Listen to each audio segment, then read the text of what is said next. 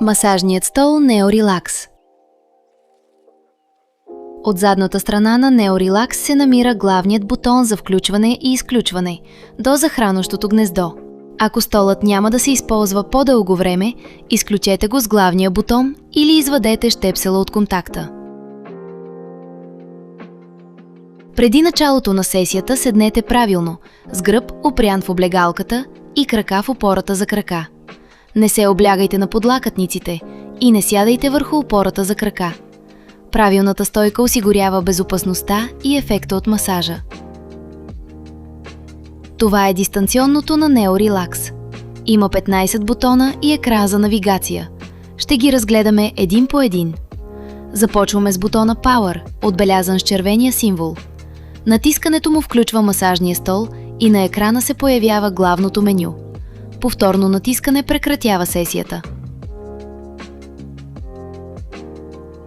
В центъра на дистанционното са 4 стрелки и бутонът ОК. Стрелките нагоре и надолу местят избора в менюто. Стрелките наляво и надясно променят стойности или сменят страницата, ако са повече от една. Бутонът ОК потвърждава избора и стартира съответната функция. Бутонът Back ви връща една стъпка назад, без да губите направените настройки. Бутонът Home ви връща директно в главното меню с трите раздела: Daily Care, Custom и Settings. В менюто Daily Care има 6 автоматични програми на 2 страници.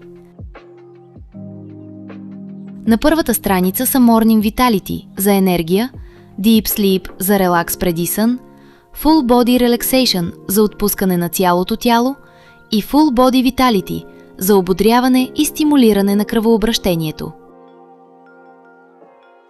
На втората страница са Neck and Shoulders за врата и раменете и Back and Waist за гърба и кръста. Изберете програмата със стрелките. Потвърдете с ОК и столът автоматично се накланя, сканира гръбнака и стартира масажа според избраната програма. За ръчни настройки отворете менюто Custom. С стрелките наляво и надясно задавате 4 параметъра на масажа. Първият е масажната техника.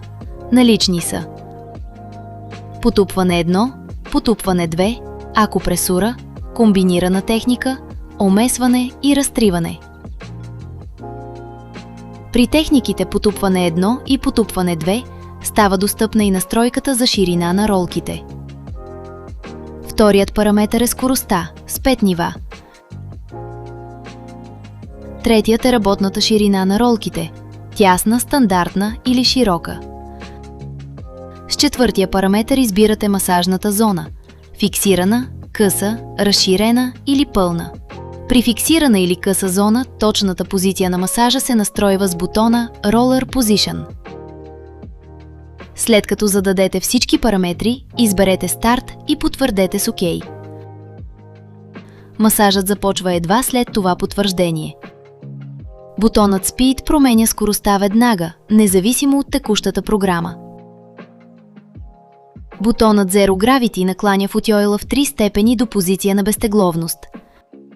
Натоварването върху гръбнака намалява, а ефектът от масажа се засилва. Можете да спрете на всяка от трите позиции. С бутона Back Angle регулирате наклона на облегалката и на опората за крака, с стрелките нагоре и надолу, независимо от функцията Zero Gravity. Бутонът Roller Position има 2 функции. В автоматичните програми от менюто Daily Care с този бутон настройвате позицията на ролките спрямо нивото на раменете. В режим Custom движи масажния механизъм по дължината на гръбнака, което е особено полезно при фиксирана или локална масажна зона. Бутонът Hit включва затоплянето в областта на кръста. Функцията работи самостоятелно или заедно с всяка масажна програма. Бутонът Calves стартира масаж на пръстците със специални ролки, независимо от масажа на гърба. Бутонът Settings отваря менюто с настройки, разделено на 2 страници. На първата страница е Default Time, продължителността на сесията по подразбиране – 10, 20 или 30 минути. Постмасаж задава позицията на стола в края на програмата. С Upright столът се връща в изправено положение. С Maintain остава в крайната позиция.